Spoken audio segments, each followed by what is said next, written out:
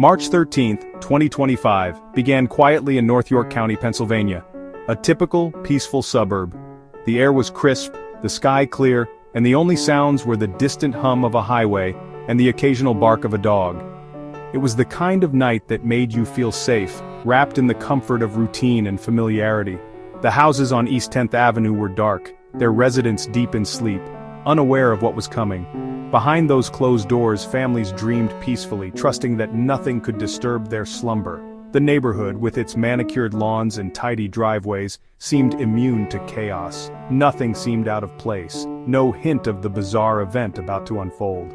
The sidewalks were empty, the streetlights cast long, gentle shadows, and not a single car passed by. It was a scene of perfect stillness, the kind that makes you believe nothing could ever go wrong. In the McAnany home, all was still, except for the silent watch of their Ring doorbell camera. The device, perched just outside the front door, recorded hour after hour of uneventful footage. A digital sentinel, always alert, even when the world around it slept. Hours of uneventful footage passed, capturing only the empty street and the glow of a street lamp. Occasionally a moth would flutter past the lens or a breeze would rustle the leaves, but nothing more. The night dragged on, slow and uneventful, as if time itself had paused. But at 4:22 a.m., the silence was shattered by the unexpected chime of the doorbell. The sudden sound cut through the quiet like a knife, echoing down the hallway and jolting the McAnany family from their dreams. In an instant, the sense of safety was replaced by confusion and fear. At that hour, a knock is never good news. It jolts you awake, heart pounding, mind racing. Every creak of the house feels amplified, every shadow seems to move. You wonder if you imagined the sound or if someone is really out there waiting in the darkness. Who could possibly be at the door in the dead of night? Was it a neighbor in trouble, a stranger lost, or something far more sinister? The questions swirl in your mind as you hesitate, unsure whether to answer or hide. This was no ordinary disturbance. It was the start of a story that would terrify a community and go viral.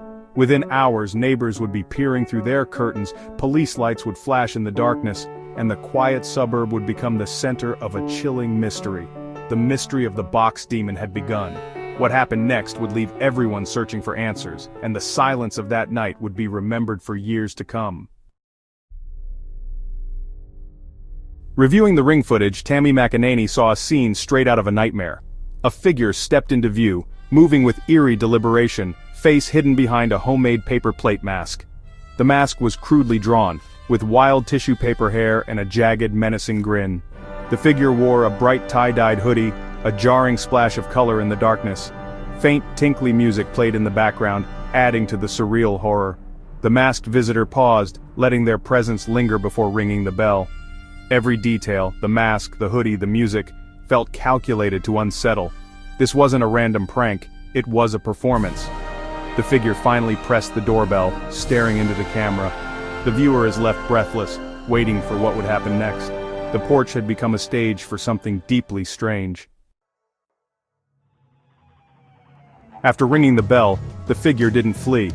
There was no hurried retreat, no attempt to hide in the shadows or escape the gaze of the security camera. Instead, a strange calm settled over the porch, as if time itself had slowed for this moment. The figure stood their ground, facing the camera directly, holding a small, nondescript cardboard box in both hands. The box seemed ordinary, but in the hands of this masked stranger it took on an unsettling significance. The porch light flickered, casting long, warped shadows behind them. In a distorted, emotionless voice that seemed to echo through the night air, the figure declared, "I am the box demon." The words were simple, but the delivery was chilling, flat, rehearsed, and utterly devoid of humanity. The mask's painted smile only deepened the sense of unease. The name itself was almost laughable, absurd even. Yet, in the context of the mask, the darkness and the late hour, it became something else entirely. It was as if the figure had stepped out of a nightmare, bringing with them a new kind of urban legend. The figure continued, their voice unwavering, "I leave this gift, this box, this gift for you." They repeated the phrase, each time with a strange emphasis, as if the word gift held a secret meaning only they understood. The repetition was hypnotic, almost ritualistic, and it sent a chill down the spine. With deliberate care, the figure knelt and placed the box on the doormat, as if performing a sacred offering. Every movement was slow and precise, heightening the sense that this was more than just a prank. It was a ceremony, a message meant to be witnessed. Without another word, the box demon straightened, turned away from the camera, and vanished into the night. Their silhouette melted into the darkness, leaving behind only questions and a lingering sense of dread. The entire encounter lasted less than a minute, but for those watching it felt much longer. The silence that followed was heavy, as if the house itself was holding its breath. The porch, once familiar, now seemed transformed, haunted by the memory of what had just occurred. All that remained was the mysterious box, sitting quietly on the doorstep, and the echo of that haunting declaration. The security camera's red light blinked, recording every second for posterity. Inside, the McAnany family hesitated, peering through the curtains in confusion and fear. Soon, word of the encounter would spread beyond their home, capturing the imagination of the neighborhood, and eventually, the world. What did it mean? Was it a warning, a prank, or something more sinister? The performance was over, but the questions had just begun. The box demon had left more than a box. They had left a mystery, one that would linger in the minds of all who heard the story. And so, on that quiet suburban street, the legend of the box demon was born. An enigma that would haunt the night and spark endless speculation for years to come. As the first rays of sunlight crept over the quiet neighborhood, attention shifted to the mysterious box left on the porch. It sat there, unassuming yet oddly out of place, its presence impossible to ignore. The stillness of the morning was broken by a sense of unease, as if the box itself was waiting for someone to notice it. Was it dangerous? Was it a threat? Or just a harmless mistake? The police arrived quickly, treating the package with the utmost caution, as if it might contain something sinister. Their careful movements and hushed voices only heightened the tension, making the ordinary porch feel like the center of a crime scene. The small, plain box was tightly sealed, its brown cardboard surface giving away nothing. No markings, no return address, no hint of where it had come from or who had left it there. Its contents were a complete mystery, and that mystery seemed to grow heavier with every passing minute. Police cordoned off the area, yellow tape fluttering in the breeze. Neighbors gathered at their windows, peering out with a mix of curiosity and fear. The street, usually so familiar, now felt foreign and tense. Whispers spread from house to house and anticipation built as everyone waited to see what would happen next. When the box was finally opened, the moment was thick with suspense. Everyone held their breath, expecting something shocking or dangerous. But what they found inside was more unsettling than anyone could have predicted. It was completely empty. No note, no object, not even a scrap of paper, just an empty box. The absence of any explanation was almost more disturbing than if there had been something inside. It was a puzzle with no pieces, a question with no answer. The box itself became the message, a silent statement that left everyone unsettled. Its emptiness was a void, a blank space that seemed to echo with meaning, even if no one could quite say what that meaning was. The act wasn't about delivering an object, but about delivering confusion and fear.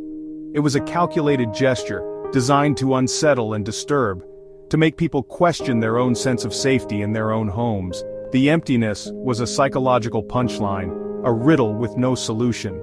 It was as if someone had played a trick on the entire neighborhood, leaving behind only questions and a lingering sense of dread. The box demon wasn't a messenger, they were the message. Their presence was felt not through what they left, but through what they didn't. The absence became the story and the story became a legend.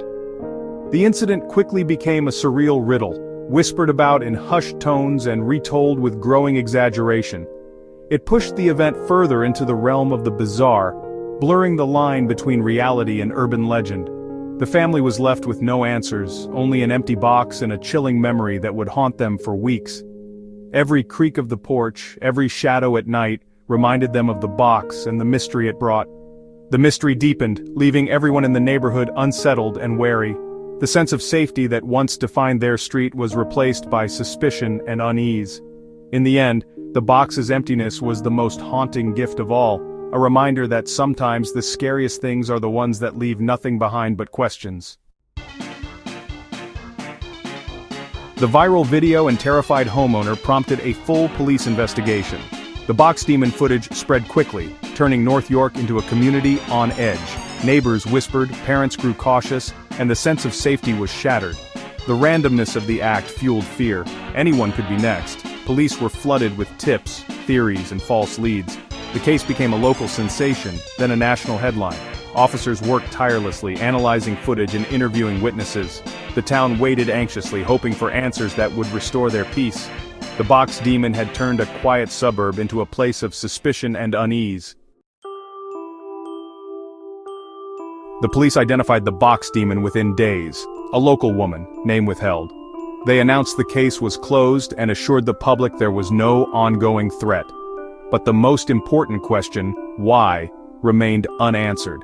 The woman's motives were never revealed, her identity kept secret. The official silence only fueled more speculation and rumors. Was it a personal vendetta, a mental health crisis, or something else entirely? The lack of explanation ensured the box demon's legend would endure. The story ended with an answer, but no closure. The mystery was left to grow in the public imagination. For Tammy McAnany, the case's closure brought no comfort. She felt violated and bewildered, her sense of safety shattered. The incident left a lasting scar, not just on her family, but on the whole community. The viral footage made everyone imagine the box demon on their own doorstep. Home security became a hot topic. Sales of doorbell cameras spiked. The story tapped into modern fears of being watched and turned into a viral spectacle. Even with the case closed, the psychological impact lingered.